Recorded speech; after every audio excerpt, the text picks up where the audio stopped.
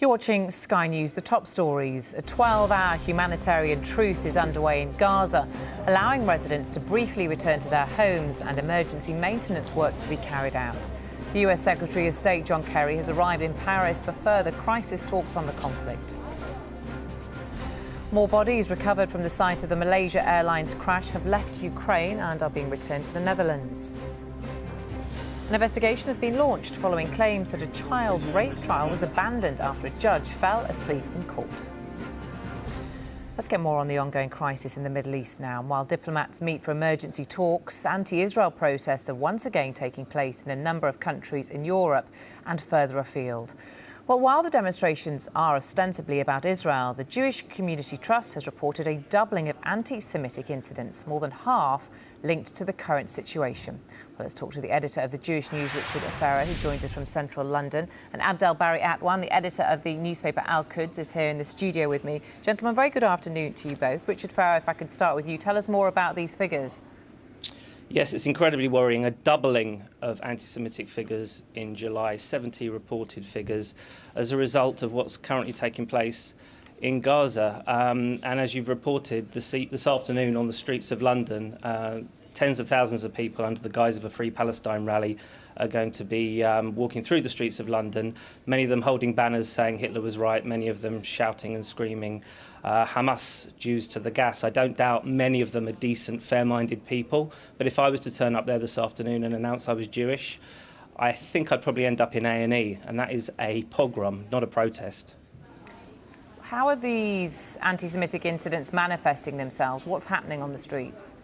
It's a pernicious sort of crawling of an uncomfortable feeling amongst the Jewish community. In the car on the way here, I was looking at some Jewish people in their Shabbat Saturday finery with their skull caps on their head, holding their prayer books. And I hold my breath for Monday morning when I get back to my desk and I find out about vicious sort of words and deeds and perhaps violent incidents that are going to unfortunately befall the Jewish community because of the conflation, because the Jewish community is being seen as somehow involved in what Israel's doing in terms of its defence against terrorism. Are these, while I don't doubt they're happening, are they rare incidents? Or is it something that is, you feel, affecting the whole Jewish community in this country? Every Jew right now, I've certainly never felt more, I wouldn't say under threat because physically I don't look Jewish, but if I had Jewish traditional clothing, or I was wearing a beard or wearing a skull cap, I would think twice now about walking out and expressing my identity. Abdel Bari Atwan, we're hearing there from Richard Ferrer, the Jewish community in this country feels under threat. They feel they're being targeted because of what's happening in Israel. Do you think people who are demonstrating are confusing anti-Israel with anti-Semitism? I believe, yeah, there are some confusion, but we have to understand that the situation in Gaza is appalling, and those people are influenced by what's happening there. The amount of destruction the Israeli inflicting on innocent people in Gaza is really devastating. 1,000 people are killed until now, and more than 5,000 people were injured. A lot of houses were demolished completely. 250 children were massacred by the Israeli bombardment. So those people are influenced, and the Israeli would like to make some sort of a one unit between the Israeli and the Jews. This is the problem. Israel is presenting itself as a Jewish state, and they are insisting that the Palestinian and the Arabs should accept it as a Jewish state, only for Jews. This is the problem. So the Israeli giving the impression that the Jews are Israelis. So it is the mistake of Israel. Sure, but there are actually Palestinian citizens of the state of Israel. It's not just a Jewish state. Yes. People don't really understand that, do they? No, they don't, because the Israeli government are insisting on the peace talks with the Palestinians that Israel should be a Jewish state, and they should recognize that. It means excluding more than the fifth of the Israeli inhabitants. I don't think Israel's trying to exclude anyone from the country. But let's talk about what's happening here in this subject that we're talking about, the rise of anti-Semitism and the confusion that people feel deal. What can be done about that? Because there's people, thousands of people taking to the streets today in London protesting against what's happening in Gaza. Yes. Do these people feel as strongly about things that are happening in Syria, where Muslims are killing Muslims, in Iraq? Yes. They don't take to the streets. Why They not? do, and they went to the streets, and there are a lot of demonstration against the death in Syria, and there are a lot of demonstration when there was a war in Do Iraq. we see this strength, though, this strength of feeling? It's not the same, you know, Why? because it's not the same, because the Israeli is a superpower, and they are bombing Gaza every 2 years, and a lot of innocent people are killed, a lot of children are killed, and so they are moved by this. It is not anti-Semitism, it is anti-Israel, anti the death the Israeli inflicting on people. I remind you, during 11th of September, Muslim community were subject to a lot of attacks, so we cannot say that the Israeli the Jews are targeted. If you remember, 11th of September, I was spit at simply because I was a regular appearing in television. So it does happen when the emotion is very high. And the Israeli look at the British media here. Look at the Independent. Look at Max Hastings and his criticism of Israel and its atrocities. It is crimes in Gaza. People when they bomb a disabled house, when they actually bomb hospitals, when they kill people, when they flatten houses with its inhabitants. If I may. So it's unbelievable. So you expect some sort of emotions. OK, let Richard respond to that. There's a transparent selective indignation in terms of protests on the street. Tragically, 1,700 people lost their lives in Syria in the last few days. Nobody goes out to march about that because for the simple reason that Israel now, as a result of the this is not a new thing. Jew hate is not a new thing. You can go through the history of the European Jews in the 30s to the Russia in the turn of the 19th to the 20th century. Israel was meant to be a shelter from the storm. Now it seems to be a magnet for people with their agendas, people who wish to conflate me with an Israeli. I'm sitting here listening to your fellow guest talking the same old nonsense that I've heard 1,000 times. And I am no more a representative of the Israeli government than a British Catholic is a representative of the Vatican. I'm here to talk about how British Jews today are feeling. I'm not here to defend Israel's actions. I'm not here to defend the fact that Israel is having to protect its towns and cities from genocidal psychopaths who fire 2,000 rockets. I'm not here to ask what any other democracy might do. I'm not here to have a fair and even-handed conversation about that, although I'm willing to. Genocide? What's amazed me, actually, look, Hamas, as they consider it a terrorist organization, they are defending themselves. Just 1 minute. They are only killing Israeli soldiers. And what the democratic Israeli killing innocent people in Gaza, children. That's the difference. This is the difference between the so-called terrorist organization and the so-called the most civilized country in the Middle East and the most democratic country in the Middle East. One point.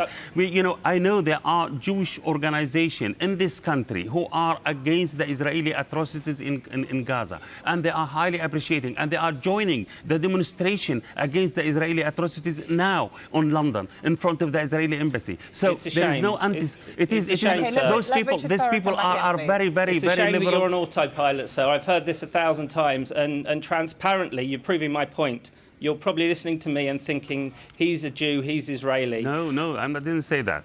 And also, you don't seem to see a difference between psychopathic genocidal terrorists firing rockets into towns and cities and a nation's right to self-defense. I'm happy to talk about proportionality if you wish, sir. I'm very happy to talk about Israeli proportionality and what they're doing and whether the levels of their self-defense for their citizens is right and wrong. But their inalienable right to defend their citizens is unquestionable. But what about Gazan people? Genocide, the Israeli are executing the genocide against Gazan people.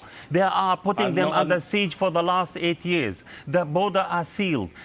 Hundreds of thousands of people are homeless now because of the Israeli bombardment. They are bombed from sea, from the air, from grounds. This is the Israeli civilization you are talking about. Look, the Jews are our cousins. We lived with them for years. And, we accommodate them in our houses when they were were in trouble in Palestine.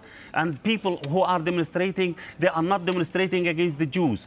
As I said, there are Jewish people, honorable Jews, who are actually against the Israeli atrocities. So please, when you talk about genocide, talk about the genocide of Israel against the Palestinian people.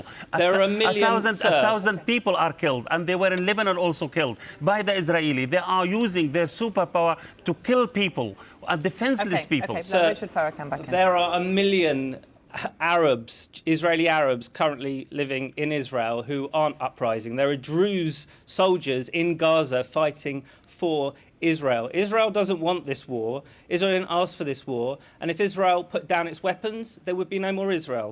If the Hamas put down their weapons, there would be no more war. It's as simple as that. Israel is not some demonic beast that wants to take over the Middle East. It wants to live in peace. It wants to be a sanctuary for the Jewish people, a sanctuary that's been required for 3,000 years. It's as simple as that. Listen, Israel is occupying Arab territories. Let them end the occupation. They will live in peace.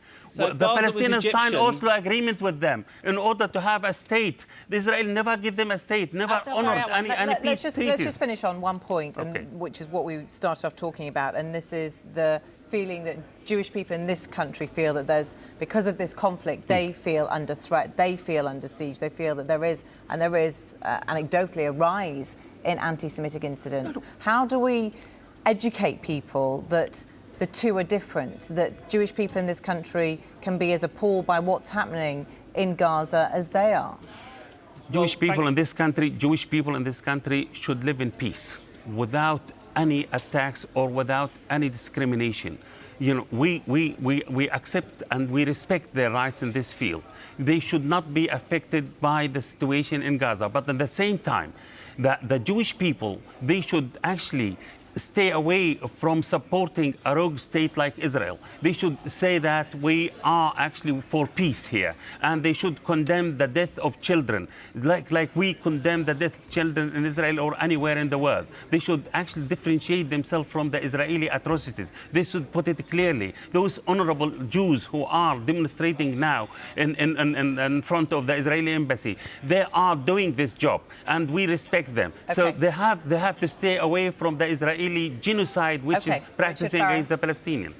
It's very difficult to interrupt someone's stream of conscience, knowing full well that they've said it 1,000 times. This narrative of nonsense, this equation of Israel as some sort of terrorist state, this inability, this unwillingness to put yourself in the position of a country that's had 12,000 rockets fired on its towns and cities.